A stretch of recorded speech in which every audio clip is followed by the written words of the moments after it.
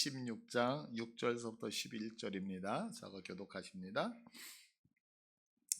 이삭이 그랄에 거주하였더니 그곳 사람들이 그의 아내에 대하여 물으매 그가 말하기를 그는 내 누이라 하였으니 리브가는 보기에 아리따움으로 그곳 백성이 리브가로 말미암아 자기를 죽일까 하여 그는 내 아내라 하기를 두려워함이었더라. 이삭이 거기 오래 거주하였더니 이삭이 그 안에 리브가를 껴안는 것을 블레셋 왕 아비멜렉이 창으로 내다본지라. 이에 아비멜렉이 이삭을 불러 이르되 그가 분명히 내 아내거늘 어찌 내 누이라 하였느냐. 이삭이 그에게 대답하되 내 생각에 그로 말미암아 내가 죽게 될까 두려워하였음이로다. 아비멜렉에게 이르되 내가 어찌 우리에게 이렇게 행하였느냐. 백성 중 하나가 내 아내와 동침할 뻔하였도다. 내가 죄를 우리에게 입혔으리라. 아비멜렉이 이에 모든 백성에게 명하여 이르되 이 사람이나 그의 아내를 범한 자는 죽으리라 하였더라. 아멘. 오늘 본문도 참 이해하기 힘든 본문이죠. 우리 이 본문 이제 많이 살폈어요. 벌써 2번이나 살폈습니다. 그래서 창세기 12장에서 그리고 창세기 22장에서도 동일한 어떤 비슷한 내용의 이 말씀이 나오잖아요. 근데 지금 이제 아들 이삭이 와서도 아버지 아브라함과 이렇게 비슷한 사건이 발생을 하고 있어요. 그래서 이제 이 말씀을 보면 제가 기억나는 것이 저희 이 설교 많이 들었거든요. 저도요. 청년 때도 들었고. 근데 어떤 분이 이런 말씀을 하시더라고요. 자, 아버지가 거짓말하는 거, 아버지가 믿음 안에서 바르게 못 살면 그 바르게 못 사는 것이 우리 자손들에게도 흘러내려간다. 그래서 부모님의 행실이 참 바로워야 된다라고 하는 식의 어떤 그 메시지를 제가 받았던 적이 있어요. 참 은혜 많이 받았어요. 근데 이 말씀을 보면서 정말 그럴까라고 하는 그런 마음으로 오늘 보면서 아주 특이한 점을 하나를 발견을 했어요. 그래서 오늘 그것을 여러분들하고 함께 나누려고 합니다. 오늘 본문은 이제 창세기 26장 전체가 본문이거든요. 사실은 전체가. 그래서 너무 길기 때문에 우리에게 익숙했던 이 본문만을 딱 뽑아가지고 여러분들하고 함께 읽은 거예요. 근데 이 창세기 26장 전체는 아주 독특해요. 어떤 부분이 독특하냐면 이 이삭의 사건에 말씀을 하면서 이렇게 등장인물이 누구만 나오냐? 이삭만 나온다는 거예요. 이삭만.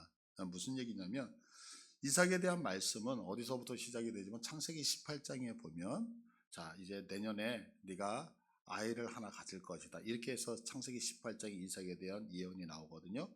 그리고 무려 18장을 쭉 지나간 다음에 창세기 35장에 가서 이제 이삭이 180세에 세상을 떠났다라고 기록을 해요. 그러니까 성경 안에는 이삭에 대한 이야기가 총 몇 장이 기록하고 18장을 기록을 하고 있다고요.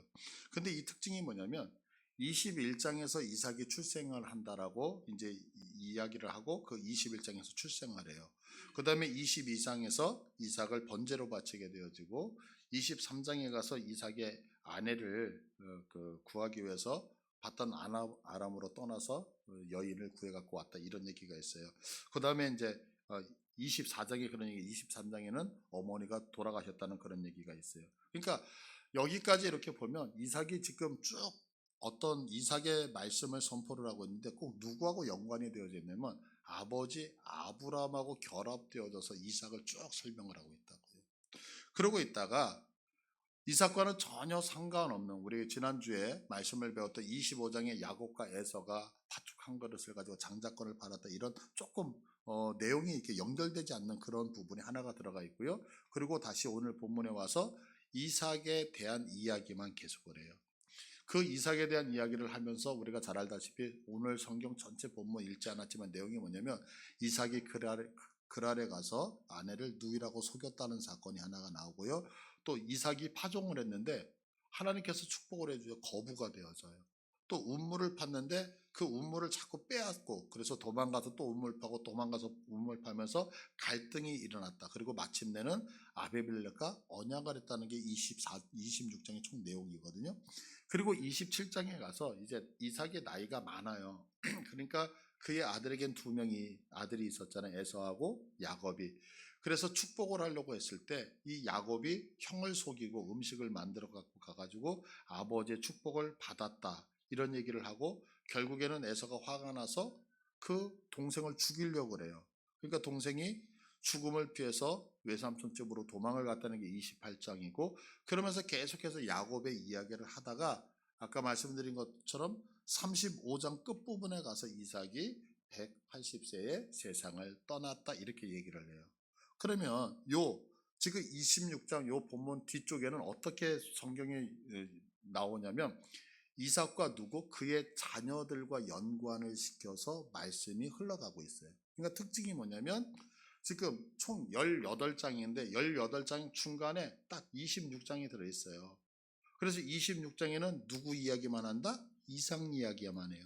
그리고 그 앞부분은 이삭과 아브라함을 함께 말씀을 엮어서 흘러가고요. 뒷부분은 이삭과 그의 자녀들에 대한 이야기로 스토리를 풀어간다. 그리고 딱 오늘 말씀은 이삭의 이야기를 해요.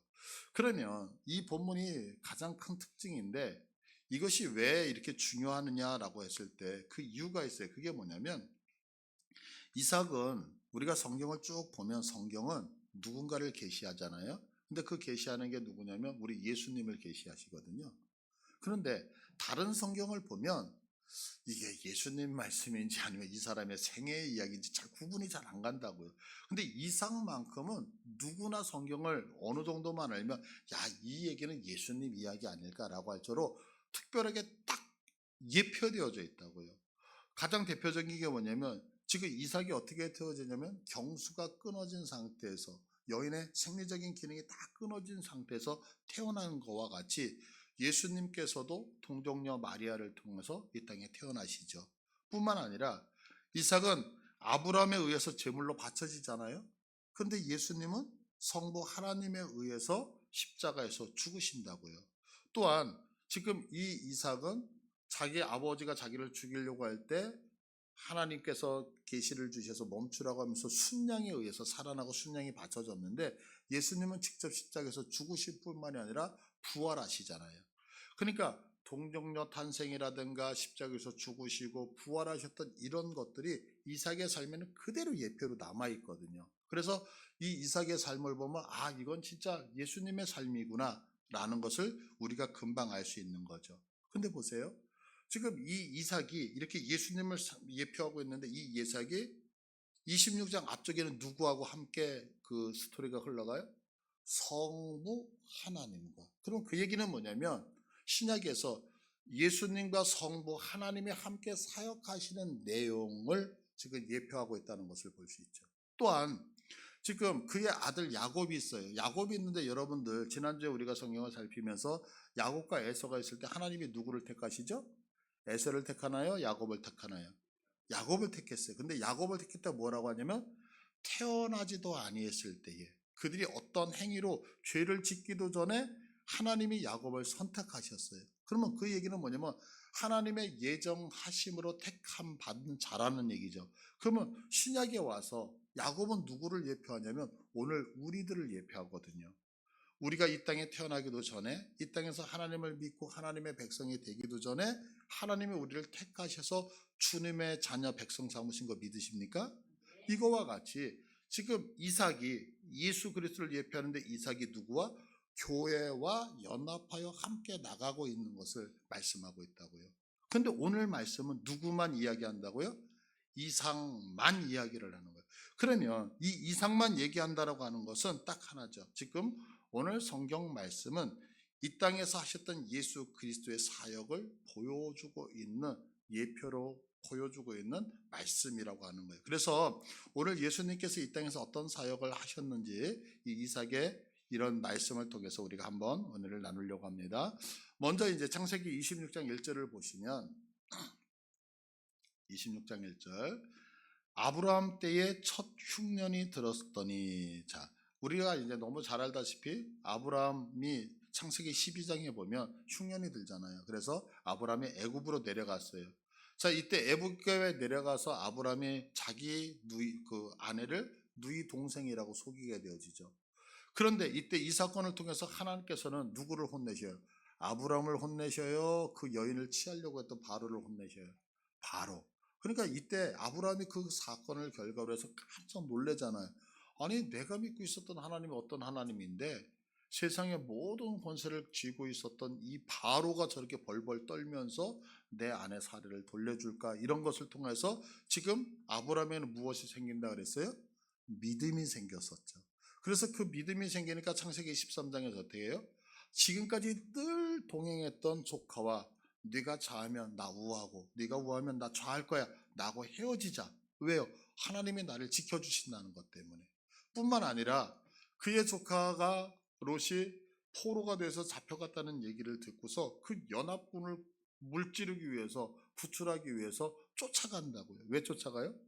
하나님이 나와 함께 하신다는 그 담대함이 있었기 때문에 쫓아가게 되어지죠.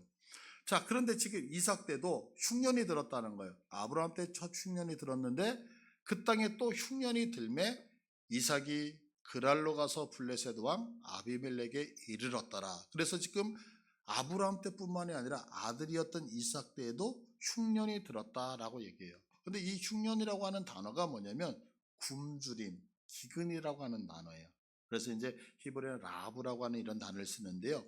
근데 이게 굶주렸다, 기근이 왔다라고 하는 이 단어도 되게 중요한데 여기에는 또 하나의 의미가 있어요. 이 의미는 반드시 기억하셔야 돼요. 그게 뭐냐면 이 흉년이라고 하는 단어와 더불어 함께 쓰이는 의미가 뭐냐면 갈망하다예요.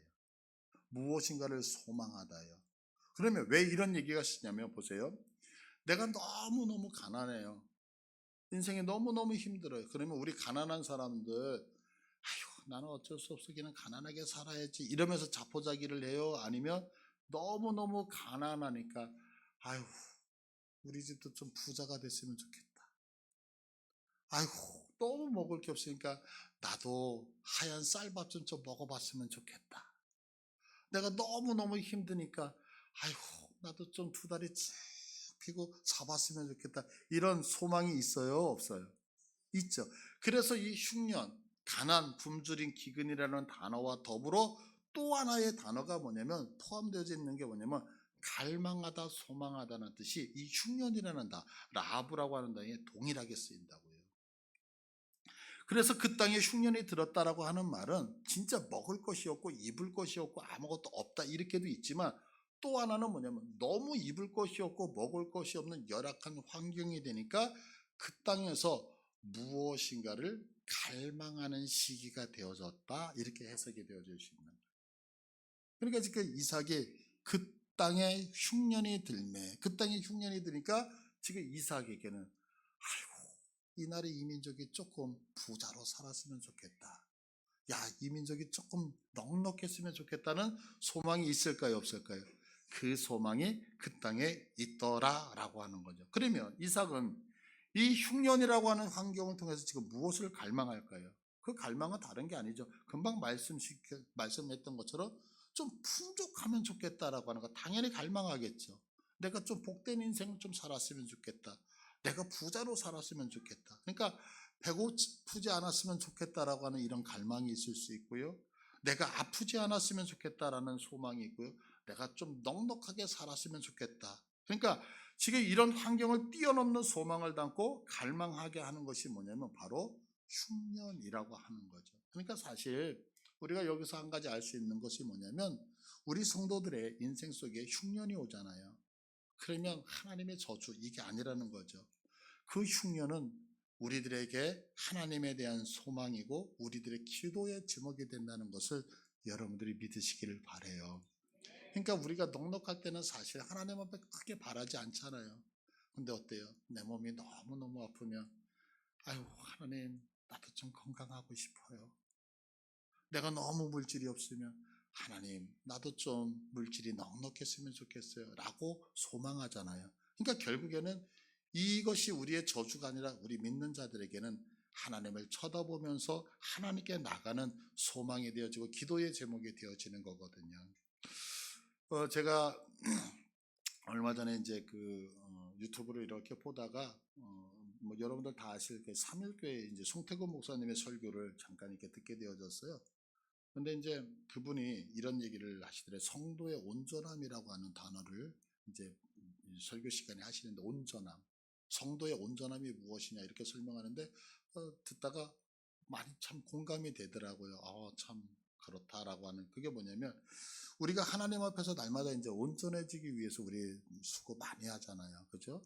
이렇게 온전해지고 싶어서 노력을 하는데 이분은 뭐라고 하냐면 내가 모든 것, 이것도 갖추고 저것도 갖추고 모든 모양을 다 갖춘 것이 온전함이 아니라는 거예요. 그러면서 뭐라고 말씀하시냐면 성도에게 있어서 온전함이라고 하는 것은 하나님을 향하는 방향성이 온전함이다라고 말씀을 하시더라고요. 그러면서 그것을 설명하면서 이렇게 얘기해요. 내가 지금 연약하고 내가 지금 부족하고 내가 못났고 찌질해서 넘어지지만 오늘도 여전히 그분을 향하여 있는 것, 그분만을 쳐다보는 것, 이것이 성도의 온전함이다라고 얘기를 하더라고요. 이 흉년이라는 환경을 통해서 우리가 하나님의 뜻에 대해서 깨닫기 원하는 것은 바로 이거예요. 하나님은 우리에게 무엇을 원하시냐면 우리가 흉년이 오고 낭망이 오고 그래서 좌절하고 넘어지는 것이 아니라 그럴 때 무엇? 하나님을 향하여 더욱더 갈망하는 믿음과 소망을 주시고 있다는 거 믿으시길 바래요. 근데 이 이제 흉년이라는 말을 우리 한번 이제 예수님께 적용을 해보자고. 왜냐하면 이건 이삭이 느낀 흉년이니까. 자, 예수님은 지금 하나님이시거든요. 근데 그 하나님이 모든 것 버리고 이 땅에 오셨어요. 그러면 하나님 입장에서는 이것은 아무것도 없는 흉년이죠. 기근이죠. 공간의 제약을 받지 않던 하나님이 지금 육체에 갇히셔서 그 육체 속에서 허덕이신다고요. 지금 하나님은 어느 장소 어느 곳에 다 계시잖아요. 근데 육체 속에 들어왔을 때는 내가 갈릴리에서 유다까지 내려갈 때는 며칠을 걸어가셔야 되고 어떨 때는 배를 타고 가셔야 되고 얼마나 피곤해요. 그러니까 이것은 예수님에게 있어서는 어찌 보면 흉년이었고 가난이었다는 거죠. 시간을 초월하여 계시던 하나님이신데 그분은 시간 안에 갇혀서 사셨다고. 24시간이라고 하는 정말로 내가 통제할 수 없는 그 우리와 동일한 그 모습 속에서 이건 예수님에게 있어서 흉년이었죠. 세상을 창조하셨던 그 하나님이 지금 어떻게 하셨어요? 하나님께서 직접 당신의 손으로 만드신 그 피조물 안에 들어오셔서 창조주가 피조물이 되신 사건이었잖아요. 그러면 이것은 예수님께는 기근이고 굶주림이고 흉년이 찾아왔죠. 근데 이때 예수님이 이 기근과 굶주림이라고 하는 이 흉년 가운데 무엇 하시냐면 절망하시지 않아요. 내가 왜 쟤 때문에 이렇게 고생해야 되지? 내가 왜 쟤 때문에 이렇게 고통당해? 이렇게 말씀하시는 것이 아니라 예수님도 이 기근과 이 갈증 그리고 흉년 안에서 갈망하신다고요. 그럼 무엇을 갈망하셨을까요? 바로 성부와 함께 계셨던 그 세계를 갈망하시죠.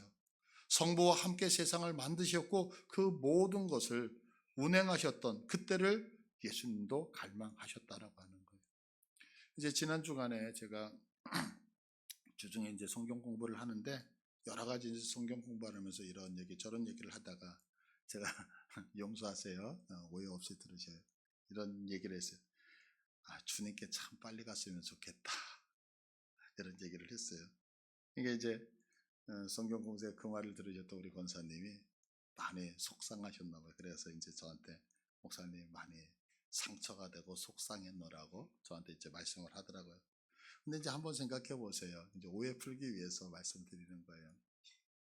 제가 이제 경험해 보니까 죄를 짓는 방법이 두 가지인 것 같아요. 죄.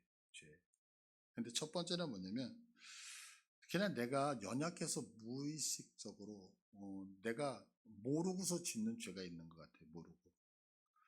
근데 이렇게 모르고 죄를 지었다가 나중에 뭐 이렇게 성경을 보거나 기도를 하거나 누구의 지적에 의해서 아, 내가 그때 죄 졌었구나. 이렇게 생각을 하면 물어볼 거 하나님, 내가 그때 연약했어요. 제가 전혀 몰라서 죄를 지었네요. 하나님 용서해 주세요. 라고 할 때는 제 마음에 가책이 없어요. 왜냐하면 내가 모르고 지었기 때문에. 그러니까 너무 그때는 기도를 하면서 회개를 하게 되면 아, 내가 지은 죄에 대해서 이렇게 씻김 받는 것처럼 아주 좀 이렇게 자유함이 있어요. 그런 거 경험해 보셨나요? 근데 또 한 가지의 죄가 있는 것 같아요. 그게 뭐냐면 내가 거룩한 자리에 있을 때 짓는 죄예요. 예를 들면 이런 거예요. 제가 하나님하고 가까워지고 싶어서 막 하나님 앞에 기도를 할 때가 있잖아요. 근데 여러분들 기도할 때 온전하게 막 하나님하고 아름다운 관계만 있으면 상관이 없는데 열심히 기도하고 주님 그리고 막 부르짖고 통성으로 기도하는데 내 생각 안으로 죄성이 막 들어올 때가 있어요. 내가 지금 하나님 앞에 막 몸부림치면서 주님 내가 거룩해지고 싶어서 주님 나 이렇게 살고 싶어 몸부림치는데 나도 모르게 누군가를 미워하면서 막 정말 그에 대해서 분노가 막 올라올 때가 용서가 되지 않는 경우도 있고 어떨 때는 내가 하나님 앞에서 몸부림을 치고 있는데 막 음란한 생각이 들어와서 나를 막 괴롭힐 때가 있다. 그러면 대적을 하죠. 예수의 이름으로 명한다 떠나가라고 생각을 하나님 정리 몸부림을 치는데 그것을 뛰어넘을 수 있는 그 나의 역량이 안 되는 거예요. 그러니까 나는 지금 막 하나님을 사랑하고 싶어서 막 몸부림쳐 가는데 그거와는 전혀 상관없이 나에게 어떤 강한 죄가 밀려 들어와서 나를 막 죄 속으로 끌고 들어가려고 할 때는 너무너무 힘들거든요. 그러면 나도 모르게 주님 그냥 나 좀 데려가 주시면 안 돼요? 라고 고백을 하게 된단 말이에요. 이때 죽고 싶다는 말은 우리가 일상적으로 힘들어서 죽겠다는 말이 아니죠. 내가 하나님 앞에서 정말 열심히 최선을 다해서 하나님의 원하시는 인생으로 살고 싶은데 그게 되지 않으니까 하나님의 나라에 대한 갈망으로서의 고백이죠. 그래서 고린도 후서 15장 1절 2절을 보시면 만일 땅에 있는 우리의 장막집이 무너지면 하나님께서 지으신 집 손으로 지은 것이 아니요 하늘에 있는 영원한 집이 우리에게 있는 줄 아느니라. 참으로 우리가 여기 있어 탄식하며 하늘로부터 오는 우리 처소로 덧입기를 간절히 사모하느라. 무슨 얘기를 하고 있어요? 내가 하나님이 입혀주시는 옷으로 내 모든 것이 바뀌기를 간절히 사모한대요. 동경한대요. 갈망한대요. 그래서 사도 바울은 빌립보서 1장 23절에서 이렇게 말씀하고 계시죠. 내가 그 둘 사이에 끼었으니 둘 사이라는 건 뭐냐면 이 땅과 하나님 사이에 끼었는데 차라리 세상을 떠나서 그리스도와 함께 있는 것이 훨씬 더 좋은 것이 이 일이라 그렇게 하고 싶구나. 무슨 얘기예요? 내가 하나님의 품으로 안기고 싶다는 거예요. 왜 이런 고백을 할까요? 사도 바울은요 3층천을 다녀왔던 사람이에요. 여러분 우리가 인생을 살아가면서 정말 좋았던 집에 가면 그 다음에 내가 웬만한 곳에 가면 늘 기준이 내가 이 땅을 살면서 정말 맛있는 음식을 먹어보면 어때요? 어떤 음식을 봐도 늘 그 생각이 나지 않겠어요? 근데 지금 사도 바울은 하나님이 계시는 삼층천을 다녀왔어요. 삼층천을 갔다가 이 땅에 오고 나니까 이 땅이 행복해요? 삼층천이 행복해요? 그러니까 날마다 얘기하는 거예요. 이 땅에 살면서도 내가 사명 때문에 이 땅에 살지만 내가 주님의 나라 그곳에 갔으면 좋겠다. 좋겠다. 왜 경험하고 나니까. 그래서 예수님을 만났던 변화산에서 예수님을 만났던 요한이나 베드로가 고백하는 것이 뭐냐면 우리 이 땅 살아가는 거 나그네 인생이다? 아니 왜 나그네 인생이라고 얘기할까요? 변화산에서 예수님이 변화되는 그 모습을 봤는데 그 모습이 얼마나 좋으냐면 여기에 초막 3개 지어놓고 집 떠나서 우리 여기서 살면 안 될까요? 이게 평생 따라다니는 거예요. 평생. 그러니까 이 땅에 소망이 있어요 없어요? 내가 빨리 주님의 품에 안겨서 주님과 영원히 함께 살았으면 좋겠다 좋겠다 좋겠다. 여러분들 그 사도 요한이 요한계시록을 썼는데 사도 요한이 그 천상의 것을 보고 이 땅에서 살면서 이 땅에 주님 내가 조금 더 건강하게 몇 년 더 살게 해주세요라는 기도 하셨을 것 같으세요? 아니요. 아마 일어나자마자 천국에 갔는데 황금문이 있고 하나님이 그 보좌에 앉아서 정말 그 모든 것들을 환영하시는 그 장면을 보면서 이 시간에 빨리 하나님의 품에 가면 좋지 않을까라고 생각하지 않았을까라는 거죠. 그러니까 지금 사도 바울이 이걸 경험하고 나니까 무슨 얘기예요? 내가 이 땅에 있는 것보다는 주의 품에 가는 것이 좋다. 왜요? 그것이 정말 좋으니까요. 그런데 혹여나 오해할까봐 24절을 한 절을 더 쓰죠. 24절에 보시면 내가 육신으로 있는 것이 너희를 위하여 더 유익하리라. 내가 원하는 것은 하나님 앞에 가는 거지만 그럼에도 불구하고 너희들에게 유익이 된다면 내가 이 땅에서 열심히 사역할게 라고 얘기를 하고 있는 거죠. 그러니까 오늘 본문에서 환난을 겪는 이삭의 삶을 통해서 보여주고 싶은 것은 뭐냐면 어렵다 힘들다 이 땅이 그렇기 때문에 너희들은 갈망하는 인생을 살아야 된다라고 말씀하고 있는 거죠. 예수님은요, 하늘 보좌 버리고 이 땅에 오셔서 공생의 삶을 사시면서 하나님 나라에 대해서 항상 갈망하는 삶을 사셨어요. 여러분, 우리들도 환경이 어렵고 삶에 흉년이 올 때에 아 힘들다 이거 저주받은 거 아니야? 하나님이 있어? 안 계시는 거 아니야? 이게 아니라 왜 하나님은 우리에게 흉년을 허락하시냐면 지금 이 땅이 아닌 더 좋은 그날을 갈망하라고. 지금 이곳에 만족하는 게 아니라 더 좋은 하나님의 품이 있음을 우리가 소망하면서 갈망하라고 우리에게 그런 인생을 허락하시는 것을 믿으시고 그 길을 걸어가시는 복이 있기를 축복합니다. 그런데 이제 지금 그 땅이 어디냐면 그랄이에요. 그랄은 애굽으로 내려가는 중간 부분에 있는, 그러니까 아직은 가나안 땅을 벗어난 건 아니거든요. 근데 그곳에 머물러 있어요. 왜 그곳에 머물러 있냐? 2절을 보니까 이렇게 말씀하고 있어요. 2절에 여호와께서 이삭에게 나타나 이르시되, 하나님께서 직접 나타나셔서 말씀하셨어요. 그러면서 애굽으로 내려가지 말고 그래요. 누가 직접 하신 거예요?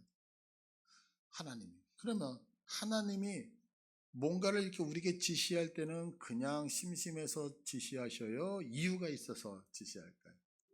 분명히 이유가 있는 거 믿으시죠? 예. 그러니까 하나님이 너희요 애굽으로 내려가지 마. 그러면 이 말 속에는 뭐냐면 이상 내려가지 마. 힘들다고 내려가지 마. 먹을 거 없다고 내려가지 마. 고통스러워 내려가지 마. 왜냐하면 내가 네 인생 책임져 줄게. 내가 네 인생 책임져 줄게. 그러니까 염려하지 마. 우리 이제 밥 먹을 때 이렇게 오늘 이제 점심이 있잖아요. 그러니까 막 배고파가 될 때 염려하지 마. 내가 먹여줄게. 자신 있는 거죠. 주님이 그런 거야. 너 내려가지 마. 애굽에 있다고 내려가지 마. 왜? 내가 네 인생 책임져 줄게. 자, 그런데 정말 12절을 보세요. 12절 보시면 이삭이 그 땅에서 농사하여 그의 100배나 얻었고, 그 땅에서 농사했어요. 여러분들 농사해가지고 100배를 얻었는데 농사라는 게 심으면 바로 나오나요? 100배나 얻기 위해서는 한번 생각해 보세요. 자, 지금 이 땅은요, 그 땅을 파면 물이 나와요, 기름이 나와요? 물이 없는 나라예요. 그런데 곡식이 100배가 되기 위해서 물이 충분해야 되잖아요. 그 이른 비와 늦은 비. 그래서 그 물이 이렇게 없으니까 온도 차이에 의해서 이슬로 이렇게 농작물이 자라는 거예요. 그러면 이 온도가 기가 막혀야지만 이슬이 생길 거 아니에요. 그죠? 그러면 이거는 내가 할 수 있는 거예요? 하나님이 하시는 거예요? 그죠? 그러니까 100배나 맺었다는 이 승에는 하나님. 자, 농작물이 자랄 때 비가 와야 될 때는 비가 와야 되고 햇빛이 쨍쨍 찔 때는 햇빛이 쨍쨍 쪄야 돼요. 근데 햇빛이 쨍쨍 쪄야 될 때 비가 오고 물이 필요할 때 햇빛이 쨍쨍 찐다 그러면 농작물 어떻게 되죠? 농작물은 진짜 우리 뜻이 하나도 없잖아요. 오로지 하늘만 쳐다보고 있어야 되는 거예요. 근데 하늘만 쳐다보고 있었는데 어떻게 100배로 얻었어요. 왜냐하면 뭐라고요? 여호와께서 복을 주심을. 그러니까 애굽으로 내려가지 마. 왜요? 하나님이 나에게 복 주시려고. 하나님이 책임져 주시겠다는. 그래서 마침내 어떻게 되냐면 13절에 보시면 그 사람이 창되고 왕세 마침내 뭐가 됐다? 아까 애굽에 왜 내려가려고 그랬어요? 배고파서 먹을 거 없어서 가진 거 없어서 가난해서. 그런데 마침내 거부가 되어졌다라고 얘기를 하면 지금 농사 져가지고 완전 뻥튀기 된 거, 뻥튀기 부자가 됐단 말이에요. 어떻게? 인간의 수고가 아니죠. 이건 전적인 하나님의 은혜로 거부가 되어졌다는 거죠. 근데 이제 여기서 우리가 자세하게 봐야 되는 단어가 뭐냐면 다시 한번 12절을 보여주세요. 12절 앞으로. 예. 12절 보여. 이삭이 그 땅에서 농사하여 그의 100배나 얻었고, 농사했고 얻었다는 단어예요. 우리는 이 농사라고 하는 얘기를 딱 하니까 가서 김도 메고 풀도 메고 뭐 비료도 주고 이렇게 해서 뭔가 수고한 것. 근데 원어 성경에 보면 저 농사하라고 한 단어가 뭐냐면 자라라고 하는 단어, 자라. 근데 이 자라라고 하는 단어가 뭐냐면 그냥 이렇게 씨를 갖다 뿌렸다는 얘기예요. 그러니까 뭔가를 이렇게 가꿨다는 얘기가 아니라 그냥 뿌린 거예요. 뿌리는 거예요. 근데 이 뿌리는 게 우리나라하고는 조금 틀려요. 우리나라도 옛날에는 그냥 벼를 낼 때 이렇게 모내기라는 게 있었잖아요. 그러니까 모내기를 하기 이전에는 그냥 논에다가 벼씨를 갖다 뿌렸잖아요. 그러면 자랄 거는 자라고 죽을 건 죽고 이랬는데 지금 모내기로 모판을 만들어서 심으니까 어떤 그 벼가 많이 생기는 거잖아요. 근데 여기서 그 얘기를 하는 거예요. 갖다가 그냥 뿌린 거예요. 막. 자, 이렇게 뿌렸을 때 자랄 확률이 많을까요? 죽을 확률이 많을까요? 그죠. 죽을 확률이. 근데 막 뿌렸어요. 그런데 어떻게 되어졌어요? 걷었어요. 마차. 얻었다는 거예요. 그래서 하나님의 은혜다라는 거예요. 왜? 죽지 않고 다 살아나. 그런데 그 이유가 하나님의 은혜였는데 지금 이 장면을 보면 그냥 뿌리고 거두고 뿌리고 거두고 여기 지금 누가 이거 뿌리고 거두고를 하고 있는 거죠?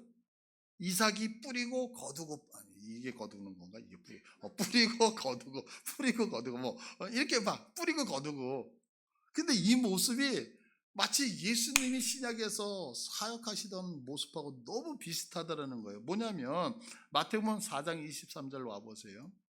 예수께서 온 갈릴리에 두루 다니사 그들의 회당에서 가르치시며 천국 복음을 전파하시니. 자, 전파했다는 얘기는 자, 앉아봐. 똑바로 잘 들어. 하나님이 따라서 하란 말이야. 이렇게 하는 거예요? 아니면 대중을 놓고서 그냥 막 뿌려버리는 거예요? 막 뿌리는 거잖아요, 이거는.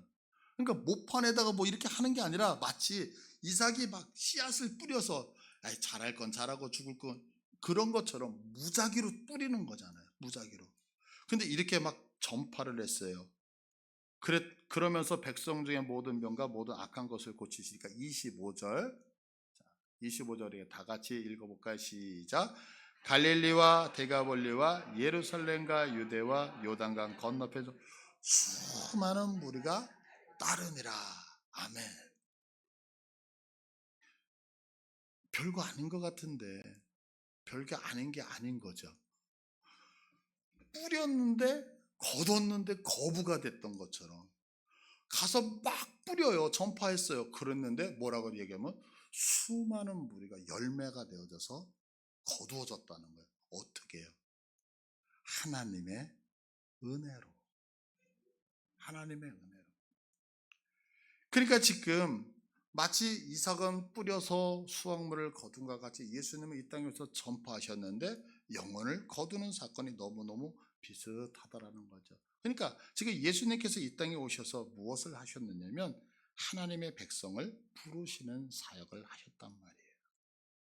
자, 그리고 이제 3절과 4절을 보세요. 3절과 4절로 보시면 이 땅에 거려면 내가 너와 함께서 내게 복을 주고 내가 이 모든 땅을 너와 내 자손에게 주리라. 내가 내 아버지 아브라함에게 맹세한 것을 이루어 내 자손을 하늘의 별과 같이 번성하게 하며 이 모든 땅을 내 자손에게 주리니 내 자손으로 말미암아 천하 만민이 복을 받으리라. 아멘. 자, 이제 3절을 다시 보시면요. 이제 약속을 지금 아브라함에게 하셨던 건데요. 똑같이 지금 이삭에도 약속해요. 근데 조건이 뭐냐면 이 땅에 거류하면 네가 애굽으로 내려가지 않고 이 땅에 머문다면 이게 조건이에요.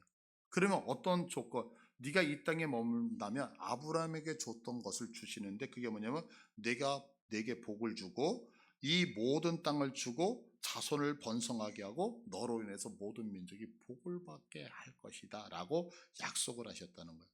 자, 그러면 지금 이삭이 애굽으로 갔어요? 안 갔어요? 안 갔어요. 그러면 이 약속은 이루어져야 되죠. 그래서 5절에 보시면 이는 아브라함의 내 말을 순종하고 내 명령과 내 계명과 내 율례와 내 법들을 지켰음이라. 아멘. 그런데 이 말이 이상한 거. 이거 이해되세요? 이는 지금 네가 이 땅에 머물고 있다면 아브라함에게 약속하셨던 복 주고 땅을 주고 자손을 번성케 하고 너가 복의 근원이 되는 은혜를 네게 주겠다. 그래서 머물러서 이걸 지금 이삭이 받는 거예요. 그런데 이것은 아브라함이 내 말을 순종하고 내 명령과 내 계명과 내 율례와 내 법도를 지켰기 때문에 이렇게 해주시겠다는 거예요. 근데 우리 아브라함 배웠잖아요. 아브라함이 하나님 말씀에 순종한 적 있었나요? 아브라함이 하나님의 명령, 계명, 율례, 법도를 지켰던 적이 있었나요? 없었어요. 우리 알잖아요. 오늘 본문과 같은 비슷한 얘기 아브라함이 있었어요, 없었어요? 있었잖아요. 몇 번 있었어요? 2번 있었잖아요.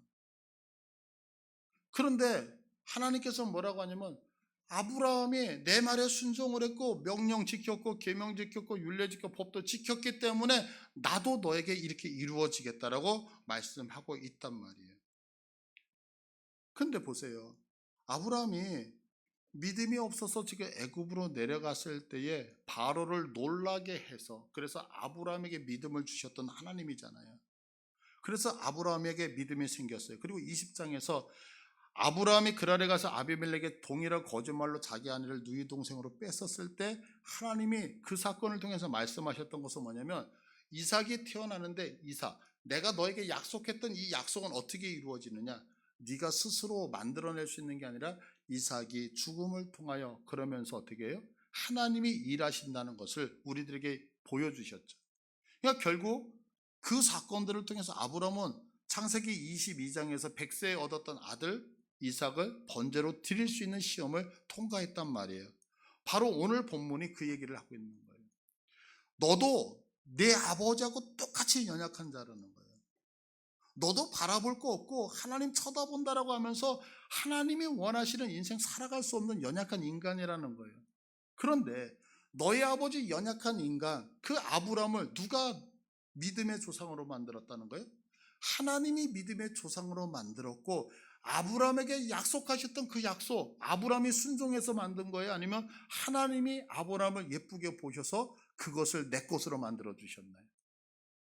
하나님이 만들어 주셨죠.